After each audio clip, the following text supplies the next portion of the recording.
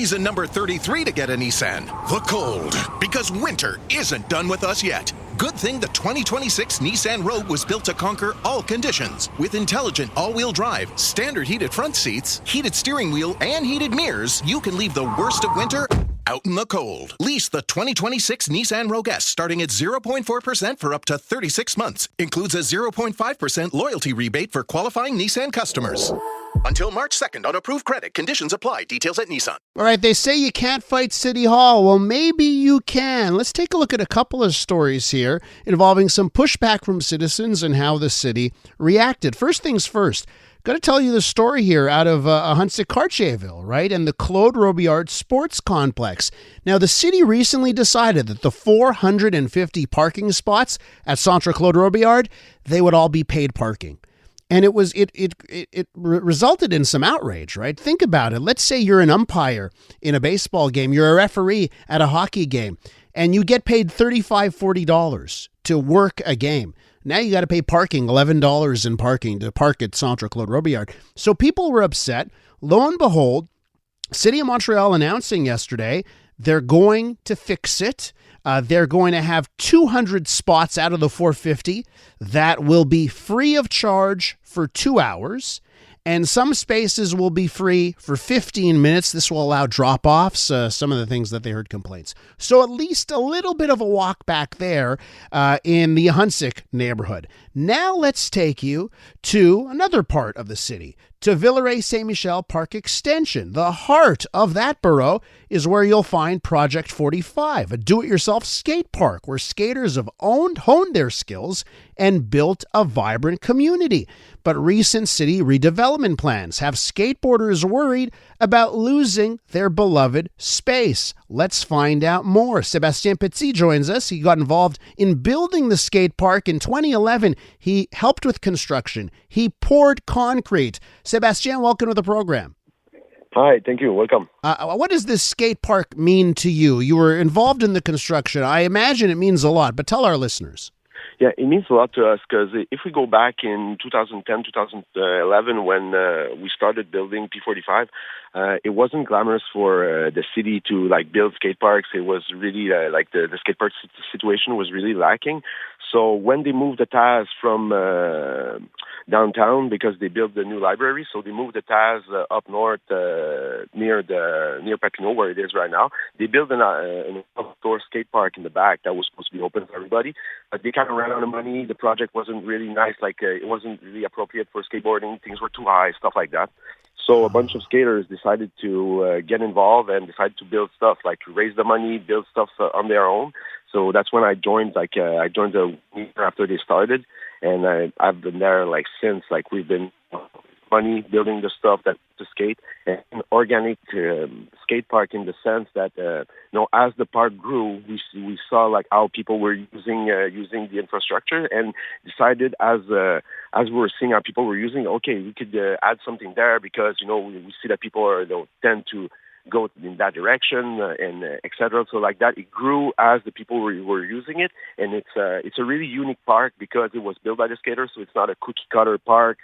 That's the same, pretty much the same in every borough. So it's we're really attached to it because it's unique and it's the stuff we built and that we wanted to skate. You had an event this weekend called Skate and Don't Destroy to raise awareness and protect the skate park. You've got 6,200 signatures on an online petition here. Is the worry that when the city gets its fingers on this, when they redevelop, they'll ruin it, they'll make it worse, they'll do the cookie cutter stuff and not the stuff that the community wants? But we're kind of scared of what's going to happen because we're having a bit of a mixed message. If some people in the city were like, oh, it's not our intention to destroy, but the basically Association des Grands Parcs, which is responsible for that area, mandated the ISM, which is the Association Skateboarders de Montréal, to consult the community about the new design. So we had a meeting with the ISM. They asked us, okay, what do you guys would like as a new design? Because the city wants to reorganize the area. So we're asking them, okay, what are we keeping? What are we keeping from the existing park, and what are we doing in the future? And it's we're not keeping anything. Like they don't want to keep anything; they want to start from scratch. That we were kind of outraged because we've poured like so much concrete, so much money, so much effort, like so many hours of volunteer work to create that spot. We're not gonna throw everything away like that. We're conscious that some of the areas are older, need some refurbishment, but it doesn't make sense to throw everything away to start from scratch. So that's why we had the event. We wanted the city to notice that we're there, that the community is alive, that we want to save something that for us is part of the historical a bit of the history of skateboarding in Montreal. So we wanted to be heard by the city, and I think it kind of worked. Sébastien, I got to ask you this way, from my taxpayer perspective, sounds like you're telling me you've got a skate park that actually is pretty darn good, could use some minor improvements, but we don't need to destroy and rebuild and spend a lot of money here. Is that accurate? Or is there a worry here that the city is actually going to end up wasting a lot of money to end up in a spot that most skateboarders are going to say that's not an improvement? You're kind of right. There's different ways to look at it. On an engineer perspective, they're going to tell you, oh yeah, but working with existing stuff, it's harder. It's so much easier to start from scratch, and then there might be this problem, that. But for us, it doesn't make sense. Even as I don't live in Montreal anymore, but I was there. I lived there for 10 years, and as a taxpayer, are we really going to destroy something that's working to rebuild something similar on top that might not be even as good as it was? Yeah. So that's the risk we don't want to take, and that's why we want to sit at the table and be able to be heard and see and be able to make them realize that what's really good at the skate park that we want to keep, and the other area that we don't want, and use that taxpayer money to revamp what we have and get the place even better, and not just destroy and rebuild something new when you said, it doesn't make sense. And I'm just, I'm looking at a video. Our colleagues at CTV Montreal covered this story. And boy, the P45 skate park, it looks like it's in really good shape. I know I'm just watching one thing on TV, but can you just tell us, the concrete, it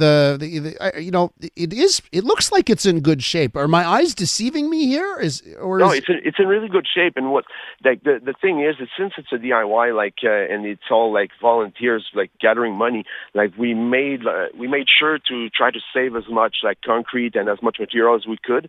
So basically, when we were pouring a big feature, that was the main project we're working on, there was always some leftovers concrete, and we tried to use that leftover concrete as much as we could. So we did little obstacles, little things like that. And sometimes it's an obstacle is going to have 3 or 4 batch of excess concrete to form one obstacle.